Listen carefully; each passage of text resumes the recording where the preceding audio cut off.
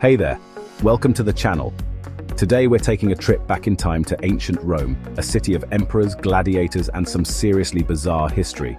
Forget your boring history textbooks, because we're about to uncover the lesser-known, crazier side of this ancient empire. Alright, buckle up history buffs, because this first one is a doozy. Imagine a Roman Senate meeting, right? Togas, scrolls, debates about the good of the Republic, and a horse. You heard me right, a horse. Emperor Caligula, a man known for his eccentricities, loved his horse Incitus so much that he allegedly attempted to appoint him as a senator. Now, whether this was genuine madness or a power move to humiliate the Senate is still debated by historians. Some argue Caligula was deeply disturbed, using Incitus to mock the institution he saw as irrelevant. Others believe it was a calculated insult, highlighting his absolute power and their impotence. Imagine the senators' faces, the whispers, the sheer awkwardness of a horse being considered for a position of power. This story, whether true in its entirety or embellished over time, reveals the absolute power wielded by Roman emperors. So, remember Caligula and Incitus, a reminder that sometimes truth really is crazier than anything we could make up. Rome wasn't built in a day, and it wasn't just built above ground either. Beneath the streets lies a vast network of tunnels and chambers known as the catacombs. These were cities of the dead. Burying the dead within the city walls was forbidden. This led to the creation of vast underground cemeteries. Imagine miles of tunnels lined with the remains of generations past. The catacombs were meticulously organized. Wealthier families had elaborate chambers adorned with frescoes. Early Christian art provides insights into their faith during persecution. So, next time you think about Rome, remember the city beneath the city. Ever wondered where the word salary comes from? Well, grab your salt shakers, because we're about to uncover a surprisingly salty historical connection. The Roman Empire, known for its military might, had a unique way of paying its soldiers: salt. Yes, you heard that right, salt. In ancient Rome, salt was a valuable commodity, used for everything from preserving food to flavoring meals. It was a vital resource, and for Roman soldiers, it was literally their lifeblood. This payment in salt was known as salarium argentum, which translates to salt money. By providing soldiers with this essential resource, they ensured their loyalty and their ability to sustain themselves on long campaigns. Over time, salarium evolved into the word salary as we know it today. So the next time you're complaining about your paycheck, remember the Roman soldiers who literally earned their salt. It might just give you a new appreciation for the simple things in life, like a well-seasoned meal. Let's talk about the Vestal Virgins, women of immense power in ancient Rome, chosen young to serve Vesta, goddess of hearth and home. Their duty, keeping Vesta's sacred fire burning, symbolizing Rome's safety. They lived privileged lives but swore vows of chastity. Tuccia, accused of breaking her vow, carried a sieve of water without spilling a drop. This miracle cleared her name, showing their divine connection. In 64 AD, a devastating fire ripped through Rome, leaving a trail of destruction in its wake. This wasn't just an unfortunate accident, it was a turning point in Roman history, and at the center of it all was the Emperor Nero. The Great Fire of Rome raged for 6 days and nights, engulfing homes, temples, and everything in its path.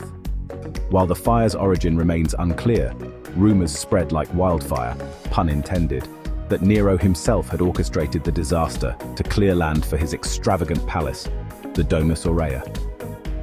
Whether Nero played a role in starting the fire, or simply failed to prevent its spread, his actions afterward did little to quell the rumors. He used the devastation as an opportunity to seize land, rebuild Rome according to his grand vision, and even blamed the fire on the early Christians, leading to their persecution. The Great Fire of Rome had a profound impact on the city's physical and social landscape. It exposed the inequalities of Roman society, as the poor were disproportionately affected by the disaster. Let's rewind to the very beginning, to the myths and legends surrounding the founding of Rome. The story of Romulus and Remus, twin brothers raised by a she-wolf, is one of the most enduring and captivating tales in Roman mythology. But how much of it is true and how much is embellishment? The story goes that Romulus and Remus, descendants of the Trojan hero Aeneas, were abandoned as infants and left to die in the Tiber River. Miraculously, they were rescued and nursed back to health by a she-wolf, symbolizing the wild and untamed spirit of the future city.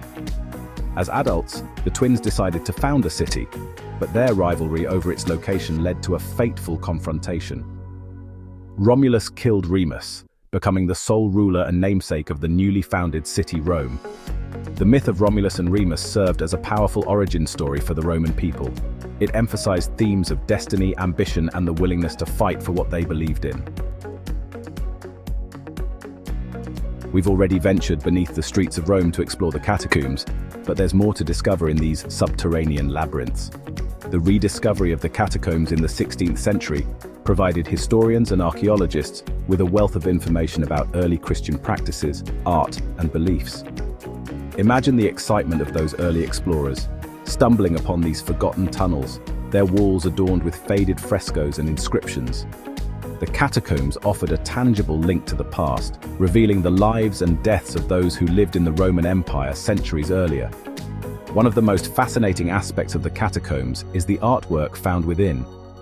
Early Christian art often depicted biblical scenes, symbols of hope and resurrection, and portraits of the deceased. These paintings provide a unique window into the development of Christian iconography and the evolution of their faith during a time of persecution. Let's be honest, when you think of ancient Rome, you probably picture gladiators locked in mortal combat in the Colosseum. But were these brutal spectacles just blood sport? Or were they something more akin to the sports we know and love today? Gladiatorial games were a central part of Roman entertainment, drawing massive crowds eager to witness displays of skill, strength, and courage. Gladiators themselves, often slaves or prisoners of war, were trained in specialized combat schools, each with their own unique fighting styles and weapons. Just like modern athletes, gladiators had fans, rivalries, and even celebrity status. Their names and exploits were celebrated throughout the empire, and successful gladiators could earn their freedom and even amass considerable wealth. While the violence of gladiatorial combat is undeniable, it's important to remember the historical context. Few events in Roman history are as dramatic and consequential as the assassination of Julius Caesar. On the Ides of March 15, 44 BC, Caesar was stabbed to death by a group of senators, including his close friend and confidant, Marcus Junius Brutus. The words "et tu, Brute," "you too, Brutus," though possibly a Shakespearean invention, have come to symbolize betrayal and the fragility of power. Imagine the scene: Caesar, the most powerful man in Rome, entering the Senate chamber, surrounded by men he believed were his allies. As the senators closed in, their daggers drawn, Caesar realized the extent of the conspiracy.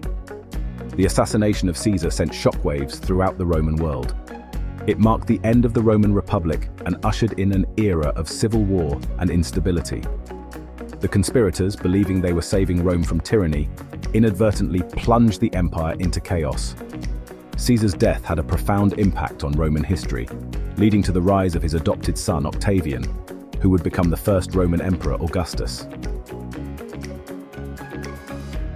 Our final stop takes us to the Roman Forum, a bustling center of Roman life and the symbolic heart of the empire. This wasn't just a collection of pretty buildings.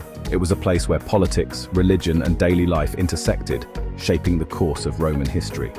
Imagine the Forum in its heyday: temples dedicated to Roman gods, government buildings where senators debated the fate of the empire, and bustling marketplaces where citizens gathered to trade goods and share news. The Forum was a stage for triumphs and tragedies, a place where emperors addressed their people, where laws were passed, and where the spoils of war were paraded through the streets. Its ruins stand today as a testament to the grandeur and influence of ancient Rome. Walking through the ruins of the Forum, you can almost hear the echoes of the past, the speeches of orators, the clatter of chariot wheels, and the murmurs of countless conversations that shaped the Roman world. Well, there you have it, folks. 10 crazy, surprising, and sometimes downright unbelievable facts about ancient Rome. From a horse almost becoming a senator to the secrets hidden beneath the city streets, we've uncovered some of the lesser-known stories that make history so fascinating. Don't forget to hit that like button, subscribe to the channel for more historical adventures, and let me know in the comments which facts surprised you the most. Until next time, keep exploring the past because it's full of amazing stories waiting to be discovered.